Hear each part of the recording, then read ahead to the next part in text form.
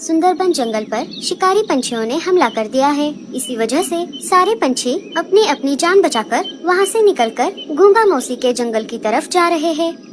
साथियों, हम गूंगा मौसी के पास जा तो रहे हैं, लेकिन क्या गूंगा मौसी हमारी मदद करेंगी?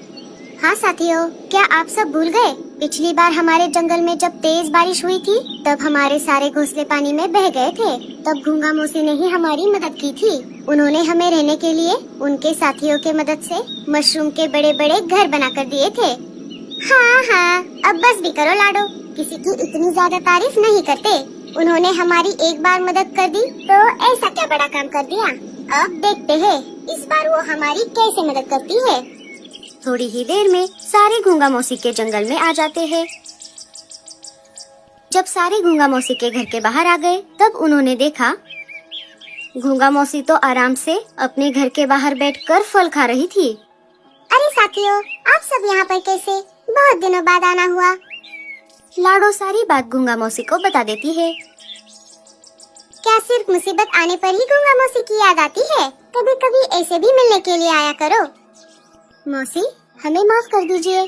आप बिल्कुल सही कह रही हो, लेकिन क्या करें, हम आपको ज्यादा तकलीफ नहीं दे सकते। अभी हम बहुत मुसीबत में हैं। अब आप ही हमें इस मुसीबत से बचा सकती हो। अरे लाडो, मैं तो मजाक कर रही थी। मैं तुम सबकी पूरी सहायता करूंगी। तुम सब चिंता मत करो, मैंने ऐसे ही मुसीबतों के लिए पहले से ही तैयारी करके रखी है। वो कैसे गूंगा मौसी? तुम सब मेरे पीछे पीछे आओ। सारे गूंगा मौसी के पीछे निकल पड़ते हैं। सारे पंपकिन के खेत के पास आ जाते हैं। ये देखो साथियों, तुम्हारी समस्या का समाधान। अरे कहाँ है समाधान? यहाँ तो सब तरफ सिर्फ बड़े बड़े पंपकिन ही दिखाई दे रहे हैं। हाँ गूंगा मौसी, भला पंपकिन हमारे किस काम आएंगे? अरे रुको जरा, सब्र करो, अभी बताती हूँ। गूंगा मौसी इशारा करके अपने सारे साथियों को बुला लेती है। थोड़ी ही देर में सारे साथी वहाँ पर आ जाते हैं। क्या हुआ मौसी, आपने हमें क्यों बुलाया? दोस्तों, ये सब है मेरे सुंदरबन जंगल के दोस्त। इनके बस्ती पर शिकारी पंछियों ने हमला कर दिया है, इसीलिए ये सब हमसे मदद मांगने के लिए हमारे पास आए हैं। इन्होंने कई बार हमारी मदद की है। अब इनके मुसीबत के समय में इनकी मदद करना हमारा फर्ज बनता है। हाँ गूंगा मौसी, बताइए हमें क्या करना है? हमें इन सारे पंपकिन की मदद से इन सब के लिए अच्छे अच्छे घर बनाने हैं। हम सब अभी काम पर लग जाते हैं। हमारा खाना भी हो जाएगा और इन सब के लिए घर भी बन जाएगा। सारे काम पर लग जाते हैं। दोस्तों, जब तक आपके पंपकिन के घर बनकर तैयार हो जाते हैं, तब तक आप सब मेरे घर चलकर ढेर सारे फलों का आनंद लीजिए। सारे वापस गूंगा मौसी के घर के बाहर आ जाते हैं। घर आकर सारे फल खाने लगते हैं। अरे वाह गूंगा मौसी, ये फल तो बहुत मीठे हैं। हाँ कालू जी, ये सेब भी बहुत मीठा है। हाँ गोरी, सेब तो मीठे हैं, लेकिन इसका मतलब ये नहीं कि तुम कितने भी खा लो। ये मत भूलो कि हम यहाँ के मेहमान हैं, ये तुम्हारा मायका नहीं है। हाँ, ठीक है, आप तो यहाँ पर भी शुरू हो गए। सारे जोर जोर से हंसने लगते हैं। अरे कालू, तुम गोरी को कुछ मत कहो। उसे जितने फल खाने हैं उतने खाने दो। यहाँ पर फलों की कोई कमी नहीं है। कुछ समय गुजर जाता है। साथियों, अब तुम्हारे पंपकिन के घर बनकर तैयार हो गए होंगे। चलो हम चलते हैं। क्या इतने कम समय में घर बनकर तैयार भी हो गए? हाँ लाडो, मेरे साथी दोस्त ऐसे कामों में बहुत माहिर है। चलो हम चलते हैं। सारे वापस पंपकिन के खेत के पास आ जाते हैं। वहाँ पर आकर उन्होंने देखा गूंगा मौसी के साथियों ने सारे पंछियों के लिए बहुत अच्छे अच्छे पंपकिन के घर बनाए थे। सारे उन घरों को देखकर बहुत खुश हो गए। बच्चे भी खुशी से नाचने लगे। मम्मा, हम सबसे बड़ा घर लेंगे। हाँ जग्गू बेटा, जल्दी से जा और सबसे बड़ा घर देखकर उसमें घुस जा। जग्गू जल्दी से जाकर सबसे बड़े पंपकिन के घर में घुस जाता है। उसके पीछे पीछे कालू और गोरी भी घर के अंदर आ जाते हैं। मम्मी, ये घर अंदर से भी कितना सुंदर है। हाँ जग्गू, ये घर सुंदर और बहुत बड़ा भी है। सारे पंछी एक एक करके पंपकिन के घरों में आ जाते हैं। हाय रे, ये मेरी ढलती उम्र। मेरी उम्र की वजह से मुझे छोटा पंपकिन का घर मिल गया।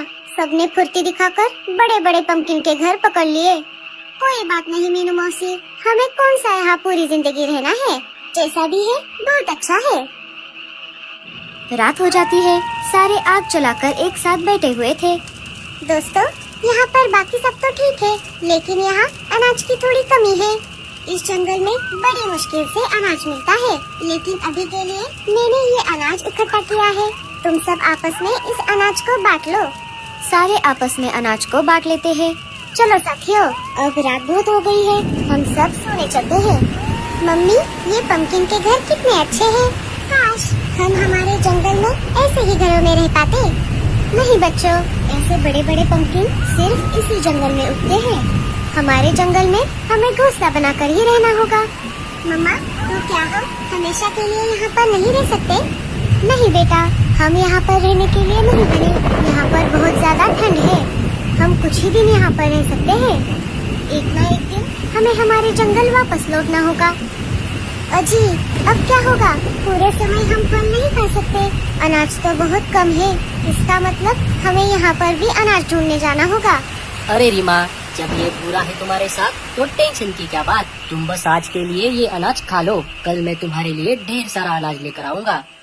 सुबह हो जाती है। सारे पंछी घूंगा मौसी के पास आ जाते हैं। क्यों साथियों, कैसी रही रात? सबको अपने नए घरों में अच्छे से नींद तो आई ना? हाँ मौसी, नींद तो अच्छे से पूरी हो गई, लेकिन अनाज का क्या? अभी हम सबके पास सिर्फ थोड़ा ही अनाज बचा है। अच्छा, तो ऐसी बात है, तो फिर आप सब एक काम करो। इस जंगल के उत्तर दिशा में अनाज के कुछ खेत है, आप सब वहाँ पर जाकर अनाज लेकर आओ। हाँ, ये सही रहेगा। चलो साथियों, हम सब चलते हैं। सब निकलने ही वाले थे, तभी मीनू मौसी जोर जोर से चिल्लाने लगती है। हाय रे मेरा पैर! जब कल हम हमारे जंगल से उड़कर यहाँ पर आ रहे थे, तब मेरा एक पैर एक पेड़ की टहनी से टकराया था। तब से मेरा पैर बहुत दर्द कर रहा है। लगता है मैं तुम सबके साथ अनाज लेने के लिए नहीं आ पाऊंगी। टूनी, अब तुझे ही मेरे लिए अनाज लाना होगा। नहीं मीनू मौसी, आप हर बार ऐसा ही करती हो। कोई बात नहीं मौसी, हम सब आपके लिए थोड़ा थोड़ा अनाज लेकर आएंगे। नहीं नहीं, मैं मीनू मौसी के लिए अनाज क्यों लेकर आऊँ? गोरी, तुम चुप रहो, मीनू मौसी के लिए मैं अनाज लेकर आऊँगा। सारे पंछी अनाज लाने के लिए निकल पड़ते हैं, सिवाय मीनू मौसी, रीमा और भूरे को छोड़कर। अरे भूरे, क्या तुझे अनाज लाने के लिए नहीं जाना? नहीं मौसी, अभी घर में थोड़ा अनाज बचा है और हमें यहाँ के फल खाना बहुत पसंद है, तो हम वही फल खाकर हमारा गुजारा करेंगे। चलो ठीक है, कोई बात नहीं, अब मैं थोड़ा आराम कर लेती हूँ। घूंगा मौसी वहाँ से चली जाती है। घूंगा मौसी, आपको नहीं पता मेरे दिमाग में क्या चल रहा है। थोड़ी ही देर में सारे पंछी अनाज लेकर वापस आ जाते हैं। रात हो जाती है। सारे पंछी सो जाते हैं। रात होते ही भूरा रीमा को अपना सारा प्लान बता देता है। लेकिन भूरे जी, चोरी करना गलत बात है। अरे कुछ नहीं होता, पापी पेट के लिए ये सब करना पड़ता है। चलो अब हम काम पर लग जाते हैं। भूरा एक एक करके सारे पंछियों के घरों में से सारा अनाज चुराकर अपने घर में लाकर रख देता है। ऐसा करते हुए मीनू मौसी भूरे को चुपके से देख लेती है। अच्छा, तो ऐसी बात है। भूरे, अब नहीं चलेगा तेरा फंडा, अब चलेगा मीनू मौसी का डंडा। अजी, हमने सारे घरों का अनाज तो चुरा लिया, अब बस मीनू मौसी का घर बचा है। अरे नहीं रीमा, मीनू मौसी की नींद बहुत कच्ची है, थोड़े से भी आवाज से वो जाग जाएंगी।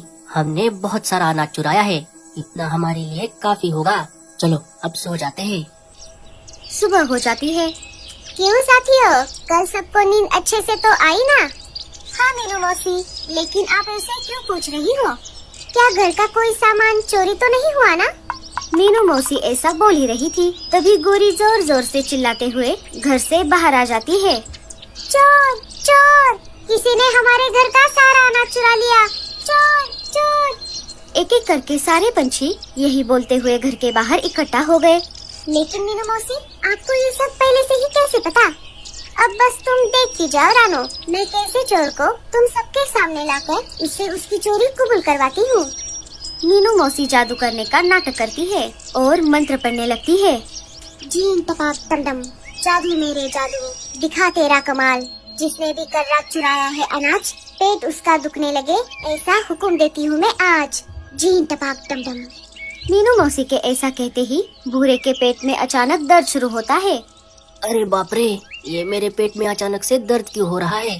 लगता है मीनू मौसी सच में जादू जानती है, लेकिन मुझे चुप रहना होगा, नहीं तो मेरा भांडा फूट जाएगा। अरे रीमा, मेरा तो सच में पेट दर्द कर रहा है। मीनू मौसी फिर से मंत्र पढ़ने लगती है। जीन टपाक टमटम। जादू मेरे जादू, दिखा तेरा कमाल। अगर मेरा जादू नहीं है नाटक, तो अनाज चोरी करने वाला बन जा एक मेंढक। नहीं नहीं, रुक जाइए मीनू मौसी, मेरे पति को मेंढक मत बनाइए। इसका मतलब सारा अनाज भूरे ने चुराया है। सारे भूरे के घर में जाकर देखते हैं, उन सब का अनाज भूरे के घर में पड़ा हुआ था। मीनू मौसी, आप तो सच में बहुत बड़ी जादूगरनी हो। अरे नहीं नहीं कालू, मैंने कल रात को ही भूरे और रीमा को अनाज चुराते हुए देख लिया था। मैंने तो बस मेरा दिमाग लगाया। भूरे और रीमा को एक रात बाहर ठंड में बिताने की सजा सुनाई गई। अरे रीमा, मीनू मौसी ने तो हमें उल्लू बना दिया।